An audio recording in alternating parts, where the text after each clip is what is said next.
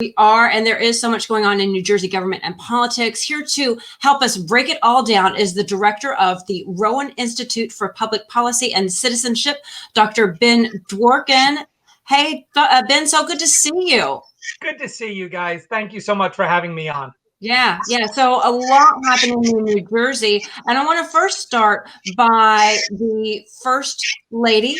Dr. Jill Biden was visiting New Jersey this week, talking a little bit about the stimulus checks. She visited a school in Burlington County. And I think one of the first things I was thinking about is, why with the stimulus checks do they need to go out and talk about and sell it to the people? Aren't people just excited to have it? Just kind of struck me as interesting. What are your thoughts? Well, look, this is such a massive bill, the American Rescue Plan, the $1.9 trillion bill that was passed by Congress and signed by the president. A lot of people might know about the $1,400 checks. What the Biden administration wants to do is get credit for it. Now, what's really interesting about Dr. Jill Biden coming to New Jersey is that we almost never see this. I mean, New Jersey is very blue for the last 30 years. And so really candidates tend to come here to do fundraising and then go spend it in battleground states. What they're doing is spending capital because, one of the most valuable things you have as in an administration is time. And they are spending the First Lady's time coming to New Jersey because they want even their base here in New Jersey to understand all that was there, and particularly the money within the plan that's coming to New Jersey and is going to try and help get our schools open.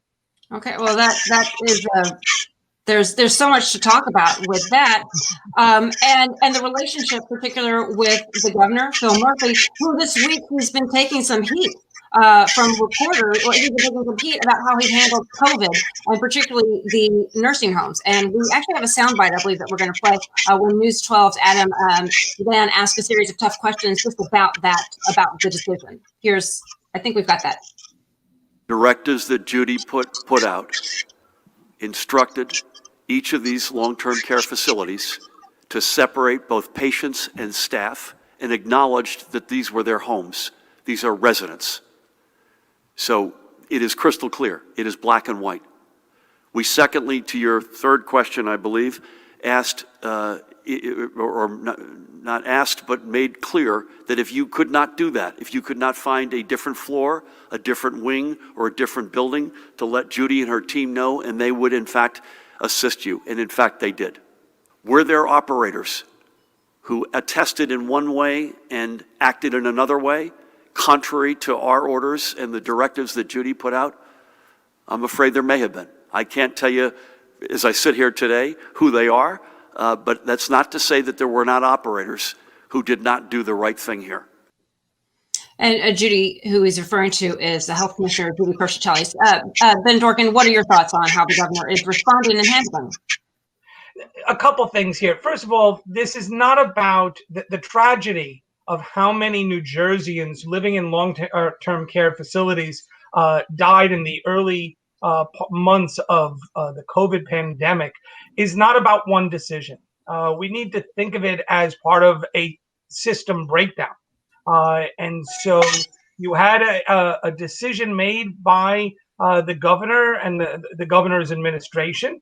And then you had operators in these long-term care facilities that followed it or didn't follow it, or followed part of it and didn't quite follow part of it.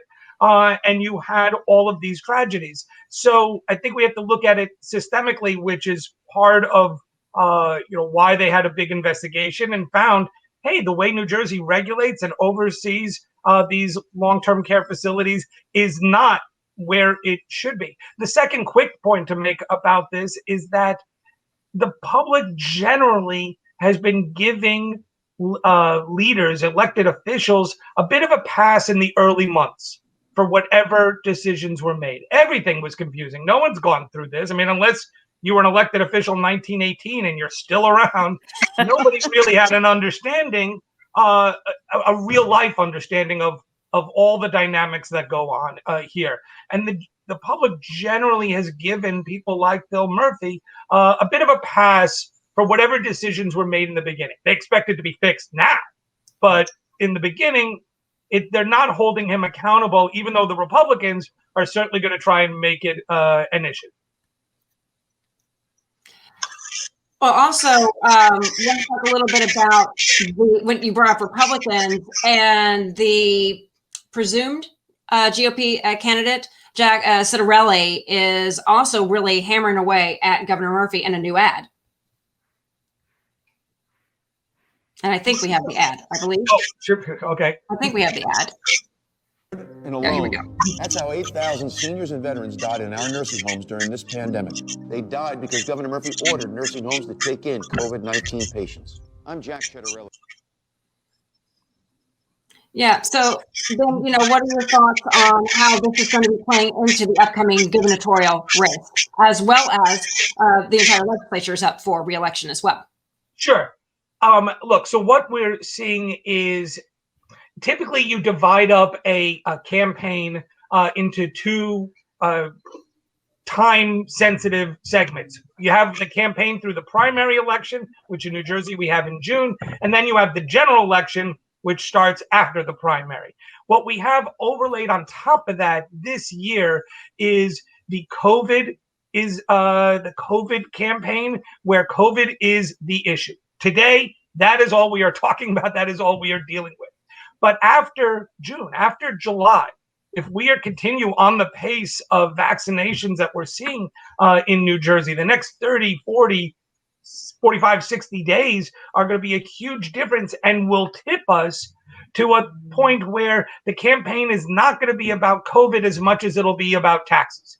It's going to be about the traditional issues that we talk about in New Jersey, how much it costs to live here, whether government is efficient, all of those kinds of things. So right now, it's easy to see, look, who's paying attention to this gubernatorial election? We are months away. It's March. This is a November election. But this is your moment, if you're the Republicans and Jack Citarelli, to beat up Phil Murphy, to bloody him, to bruise him a little bit, because you're not going to be able to talk about COVID in October when we expect the schools will be open, the restaurants will be open, the malls will be open, because we're going to hit 75, 85% or whatever, hopefully higher vaccination rates. We're talking about other issues by the fall. Now's the chance that they're doing it, which is why you see them putting out ads in March for a November election.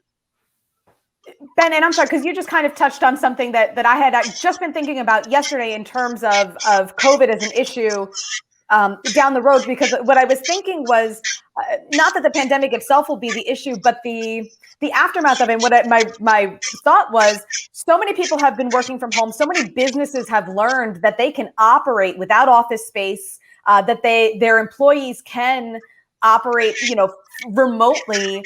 How many people do you think are really going to, be staying in New Jersey with the high taxes that we have, with all that we have, when, to me, at least, the appeal was that we're close to Manhattan. It was easy to work. It was easy to get a good job and commute.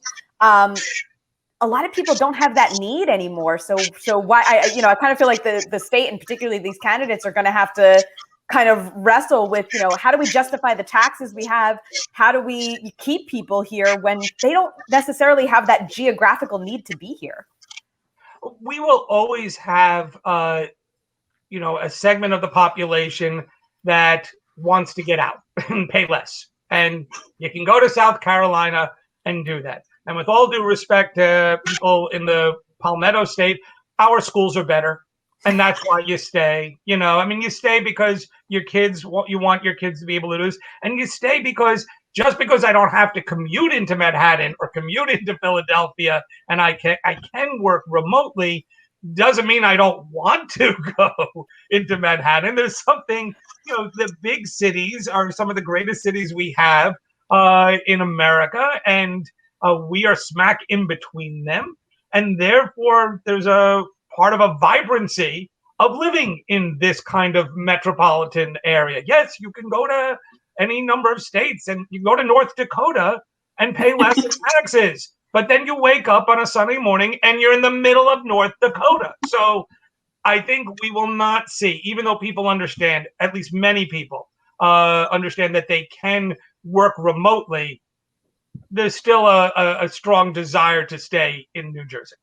Ben, thank you so much for coming on. And I particularly can speak to this because on St. Patrick's Day, 28 years ago, my husband and I moved up here for a couple of years. And here we are still, 28 years later. My parents are in Florida. I miss my parents. I miss the cost of living there. I miss the sunshine. But you bring up such a good point. It's that access to New York, to Philadelphia, to Washington, D.C. We've got the schools. We've got the healthcare all right here. And, it is, it's a valid, it's something that I think about myself. It's like, I really, really like that warm weather. But Ben Dworkin, thank you so much. And there's so many more things. We look forward to having you back on again.